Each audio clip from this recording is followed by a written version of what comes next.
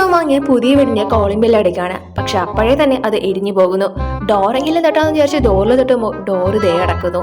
അങ്ങനെ ഡോറ് കഷ്ടപ്പെട്ട് ശരിയാക്കി അവൻ അവിടെ കൊണ്ടുവെക്കുന്നു. അപ്പോഴത് പെർഫെക്റ്റ് ആവുകയും ചെയ്യുന്നു. പക്ഷെ അകത്ത് പോയി ഡോർ അടയ്ക്കുമ്പോ മോളിൽ അവന്റെ വൈഫ് ബെഡിൽ കിടന്നു നോക്കുമ്പോൾ അവളെയും കൊണ്ട് ആ ബെഡ് താഴോട്ട് വലിയുന്നു. ഇതൊക്കെ ഇവർക്ക് കിട്ടിയ സൂപ്പർ പവർ ഒന്നും അല്ല, ഇവർ വാങ്ങിയ വീടിന്റെ അവസ്ഥയാണിത്. അവന്റെ ഭാര്യ കുളിക്കാൻ വേണ്ടി പൈപ്പ് തുറക്കുമ്പോൾ അതിൽ നിന്ന് വെള്ളമല്ല വരുന്നത്, ഫുള്ള് ചെയറാണ്. അതിനുശേഷം അവള് വേറൊരു മുറി തുറക്കുമ്പോൾ അതിന്റെ അകത്തുനിന്ന് ഏതോ ഒരു ഭീകരജീവി പുറത്തോടെ ഇവളെ കടിക്കുന്നു.